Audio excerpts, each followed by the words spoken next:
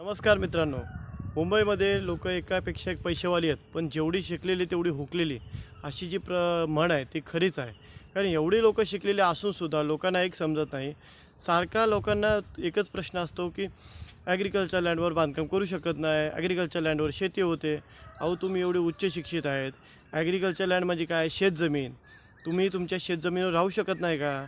आता तुम्ही शेतकरी नाही राहिले हा तुमचा वेगळा विषय आहे, पण इथे जे शेतकरी राहतात ते आपापल्या शेतामध्ये घर बांधून राहतातच ना.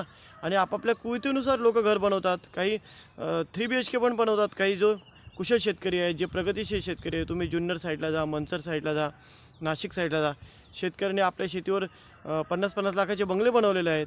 तर असं काय नसतं हो. आणि दुसरी गोष्ट म्हणजे तुम्ही एवढे शिक्षित, तुम्ही ऑनलाईन बघा ना, 100-100, 200-200 एकरचे प्रोजेक्ट चालू आहेत ॲग्रिकल्चर लँडचे, फार्म लँडचे. मग तोच प्रश्न विचारून स्वतःची कन्फ्यूज आणि स्वतः मूर्ख होता असं का ठरवत आहे? मी तुम्हाला सांगतो आहे की ॲग्रिकल्चर लँडवर आरामशीर तुम्ही घर बनवू शकता. आणि त्या गोष्टीचं तुम्ही अज्ञानाचा लोकांना तुमच्या अज्ञानाचा गैरफायदा घेतात, ते उचलतात. ते सांगतात नाही हे करावं लागेल, ते करावं लागेल, ॲप्लिकेशन द्यावं लागलं. आणि कितीतरी एजंट त्यांची फसवणूक देखील करतात की नाही साहेब, तलाठ्याला पैसे द्यावे लागतील, नाही तहसीलदारला पैसे द्यावे लागतील, इकडे पैसे द्यावे लागतील, तिकडे पैसे. अहो, गरज काय? तुम्ही शेतकरी आहात, जरी नसले तरी शेतजमीन आहे, शेतजमिनीवर मोठमोठे प्रोजेक्ट चालू आहे, तुम्ही बघा ना. आज मी तुम्हाला दाखवणार आहे की शेतजमिनीवर एक नाही 3-3, 4-4 लोकांनी बांधकाम केलेले आहेत. इतकं सुंदर लोकांनी फार्म हाऊस इथे बनवलेले आहेत. हे समोर बघा, समोर एक पांढऱ्या कलरचा फार्म हाऊस बनवलेलं आहे. आणि इथे एक नाही 2 नाही असे मोठमोठे 50-50 एकरचे प्रोजेक्ट चालू आहे. प्लॉटिंग बघा, ही प्लॉटिंगमधला ही सगळी ॲग्रिकल्चर लँडची प्लॉटिंग आहे. हे लोकांनी घेतलेल्यांपैकी बनवलेलं आहे. आता जो आपण बघतोय तो एक 20 गुंठ्याचे हा एक प्लॉट बघतोय. तो 20 गुंठ्याचा प्लॉट विकण्यासाठी आहे. तिथे देखील तुम्ही असंच घर बनवा ना, आणि लोक बनवणारच आहेत. ते परमिशन आणि ह्याची त्याची गरज काय आहे? हे बघा, आता तुम्हाला दाखवतोय ही जी प्लॉटिंग आहे, ह्या प्लॉटिंगमध्ये 20 गुंठे प्लॉट विकायला आहे. सोबत इथे प्लॉटमध्ये इलेक्ट्रिसिटी आलेलं आहे. हा रस्ता आहे. हा अप्रोच रोड कच्चा आहे, पण लवकरच हा डांबरीकरण खडीकरण होईल. तेव्हा ही जी पोलिंग केलेली आहे, हा 20 गुंठ्याचा प्लॉट आहे. आता एखादा 100-100 एकरमध्ये प्लॉटिंगमध्ये खर्च करतात. ते रस्ते बनवतात, इंटरनल फेन्सिंग करतात, सगळ्यांना लाईट आणतात. एवढ्या लाईटीला खर्च आहे, जो 70-80 पोल आहेत, ते काय उगीचच नाही ना. हे बघा, हा प्लॉट आहे. चारी बाजूने याला फेन्सिंग केलेली आहे. हा प्लॉट विकण्यासाठी आहे. बाजूच्या प्लॉटमध्ये बोरिंग आहे.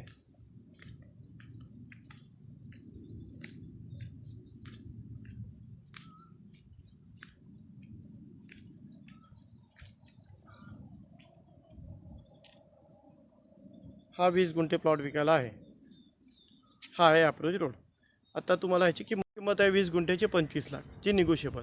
आणि आता राहिला हे 25 लाख जास्त आहे का कमी आहे ते पण पटवून देतो. इथे दुनियाभरच्या प्लॉटिंग आहेत, जे मोठमोठ्या प्रोजेक्टचे आहेत. जेव्हा तुम्ही ह्या लोकेशनला याल तेव्हा तुमच्या लक्षात येईल की तुम्ही सगळ्या प्लॉटिंग फिरा. मोठमोठ्या कंपन्याचे आहेत, मोठमोठे प्रोजेक्टचे आहेत. दुनियाभरचे मोठे प्रोजेक्टवाले काय करतात, पोस्टर लावतात, होर्डिंग लावतात, 10 पोरी कामाला ठेवतात, मुंबईला एखादं ऑफिस घेतात आणि त्यांची मार्केटिंग चालू होते. त्या लोकांवर उलटं लोक जास्त ट्रस्ट करतात की हे जेन्युन आहेत, यांचं मुंबईला ऑफिस आहे. अहो, पण त्या ऑफिसचं 1.5-2 लाख रुपये भाडं असतं. 7-8 मुली कामाला ठेवायला, एका मुलीला 15,000 पगार आहे. होर्डिंग लावल्या, होर्डिंगचं एक भाडं असतं महिन्याला हायवेला. ते झालं, डिजिटल झालं, पिकअप ड्रॉप फॅसिलिटी.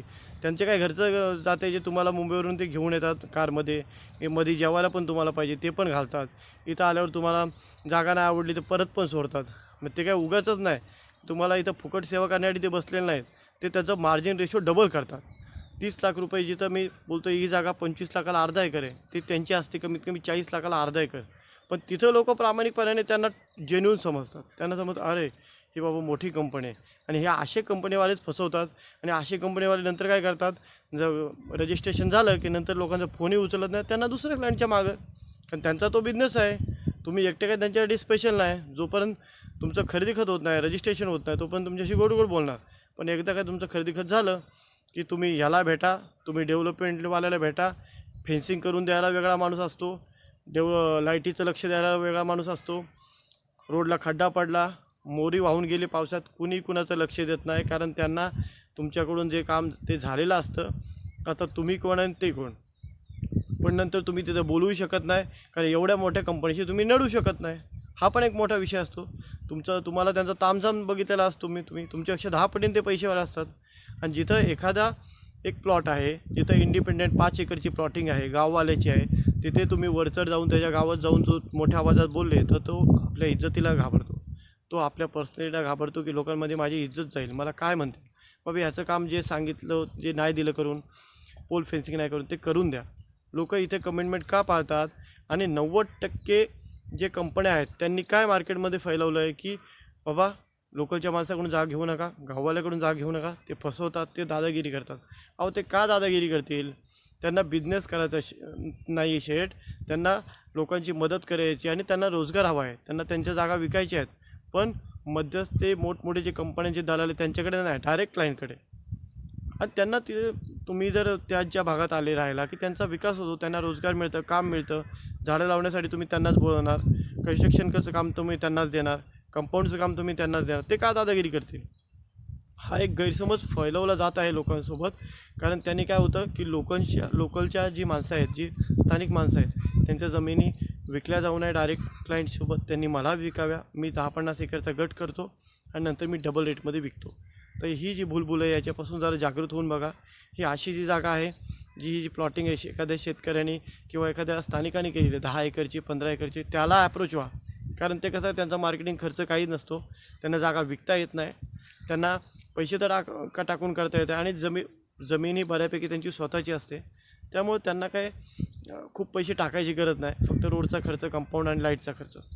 फक्त त्यांना मार्केटमध्ये विकली जात नाही. मग ते काम मी करतो, मलाही मदत करा तुम्ही आणि स्थानिकांना पुढे नेण्यात मदत नक्कीच हातभार लावा.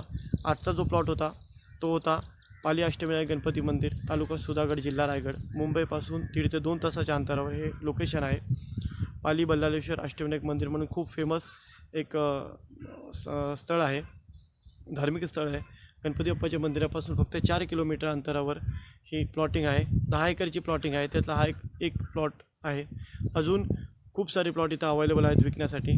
तुम्ही या, नक्कीच तुम्हाला आवडेल. इथे बाकीच्यांपेक्षा यांची रेट नक्कीच कमी आहे. संपर्क करा. धन्यवाद.